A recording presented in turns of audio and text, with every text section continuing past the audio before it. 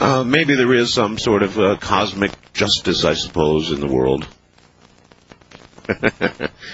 Next hour, we're going to talk with Ronald. I'm going to have to learn to say his last name. Regier.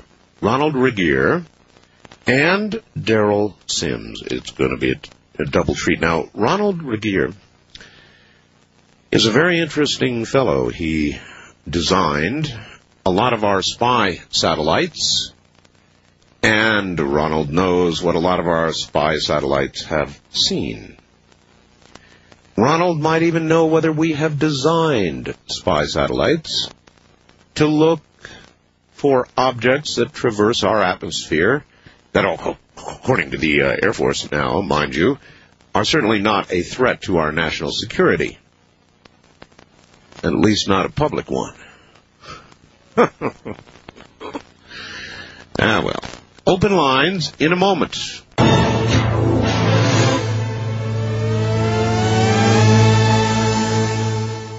There is one more little ironic story here, and it is as follows. 2 animal rights protesters were protesting the cruelty of sending pigs to a slaughterhouse in Bonn, Germany. You know, standing there with their signs and protesting what was about to happen to these poor little piglets. Suddenly, unexpectedly, the pigs, all 2,000 of them, escaped through a broken fence and stampeded, trampling the 2 advocates with the signs to death. To death. The pigs just ran right over them like they weren't even there. And their signs were crushed, splintered. East of the Rockies, you're on the air. Hello. Yeah, hi there. Hi there. How are you, Art? I'm fine. Turn your radio off. I'm going to turn it down right now, okay? That's good. Yes, do that. Now you turned it up first. Boy, Art, am I glad that you're here. You know, I want to tell you something, sir. All right. I've been listening to you for about a year now. Uh-huh. And I want to say that I enjoy your show so much. Well, thank you. You don't find that you're slipping into slow madness? Well, I sent you some email, and I questioned how you can possibly go day to day and maintain your sanity with what's presented to you. Well, I'm not sure about that. In fact, you have to consider the possibility that I have not.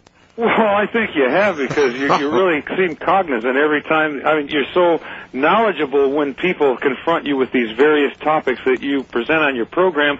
Something I did want to say, I am a Christian, and I speak not for the entire Christian realm. However, I think there's plenty of room for someone such as yourself, because you are a truth seeker. And my wife, she questions whether I'm going to be saved now, because you know, I come home and I talk to her. I listen to you all night at work. I come home and talk to her and tell her about the things I've heard on your show. Would a God that you and I understand punish us for seeking, for thinking, for examining, for reaching, for trying to figure things out? Would a God punish? I really don't think so. I don't either. You know, one point I do want to bring to you and question you and see what your views are. Are you familiar with a gentleman named Jack Van Impe? Yes. Okay, Jack at times has professed his love for the Catholic faith, and I don't want to single them out, but you're going to have Father Malachi on. I am Monday, yeah. Yes, and I'm looking forward to that. But Jack has often said that our present Pope, whom I admire greatly, yes, is he's a part of a regime. There are politics involved, as you probably agree, in the Vatican. And oh, yes. Okay, well, see, he says that, I've heard him state on his program, that this particular Pope that we have now is like the dying breed of the true Catholic faith, and that I wish I could document this and point you directly to the program. No, that may be so, and I don't think that Father Malachi Martin would disagree with that. Well, that there are going to be evil forces, quote unquote, coming into the Catholic realm that are going to perpetuate the theory that in the last days, quote unquote, once again, Satan is going to use demons in the guise of aliens, similar to what you were discussing last night. It's possible. And that's until we know what we really are dealing with, anything's possible, and that's one of the possibilities that they are evil spirits or good spirits, or both. But you've had other folks say, "Hey, look, there's tangible physical evidence as opposed to the spiritual evidence." I'll tell you, I'm an Art Bell fan. I enjoy your show. What bugs me the most, and I know you have other folks that want to talk, but here in Jackson, Michigan, our WKHM AM station is constantly interfered with by other more powerful stations. And I have to try to, I'm run out to my truck and listen to you in the truck sometimes because I can't hear you on this radio in here. And I'll tell you, I get into these conversations. It's just fascinating to me.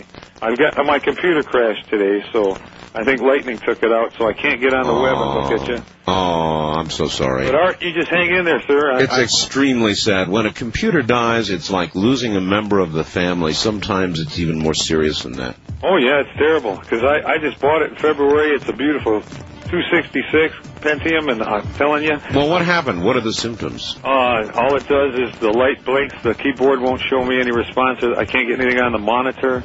I'm calling tech support in the morning. See, I had to come to work, and I couldn't play with it, but I'm not that savvy when it comes to that. So Sounds serious. Sounds scary, doesn't it? Yeah. I've got 2 blinking lights down on the tower. That's all it's doing. That's very bad. All right, sir. Well, hey, thanks very much for taking my call. Okay. And I hope to get a hold of you another time. All right. You take care.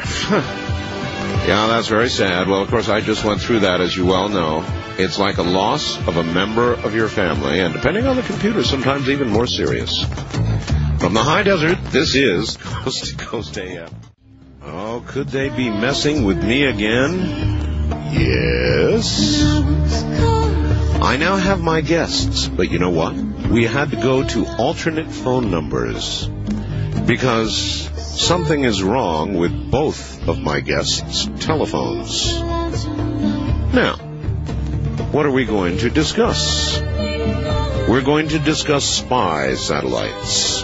We have a man who designed them, Ronald Regier, with us. That is, if the phone lines hold up. And with him, Daryl Sims, at the forefront of implant and abduction research. And I'm telling you, I started calling my guest about 10 minutes before the hour.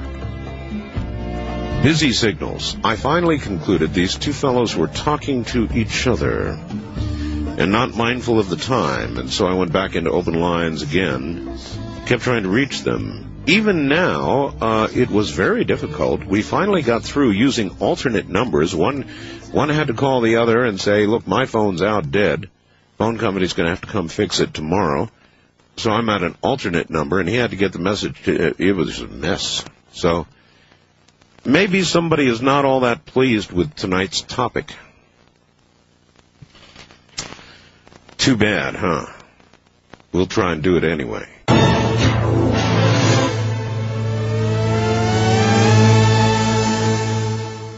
All right. We are going to now see if we can do this program, or if the authorities that be are not going to allow us to do so. First, Ronald Regier, let me tell you a little bit about him. While employed by Douglas Aircraft, Ron was responsible for detailing the electrical interface between the S-4B and the S-2 and S-1 stages of the Apollo moon rocket, and for developing the requirements for the first U.S. space station, Skylab, while working closely with the astronauts, NASA headquarters, and Douglas designers. Since that time, Ron has been an integral part of the team responsible for developing the specifications for our nation's spy satellites. But not only the spy satellite itself, also the ground data processing software and interfaces with other elements of the program. During this time, Ron was frequently called upon to assist government specialists in their evaluations of various highly classified programs. Now, Daryl Sims, Daryl Sims also has a military intelligence background. Daryl brings to the table with him 3 years as a senior military police officer. Daryl was a Korean National Police officer as well as under the status of Forces Agreement while he was in Korea for a year. Volunteer for our country in the U.S. Army during the Vietnam War, taken out of the Army, and quietly placed in the CIA for 2 years during his tour. Daryl worked as a part of the military contingent bodyguard to Vice President Agnew when he came to Korea in the 3 flying bordellos, so-called, helicopters, as Daryl calls them. He was escort and guard to Richard Helms, then director of CIA. And Daryl has a top secret clearance.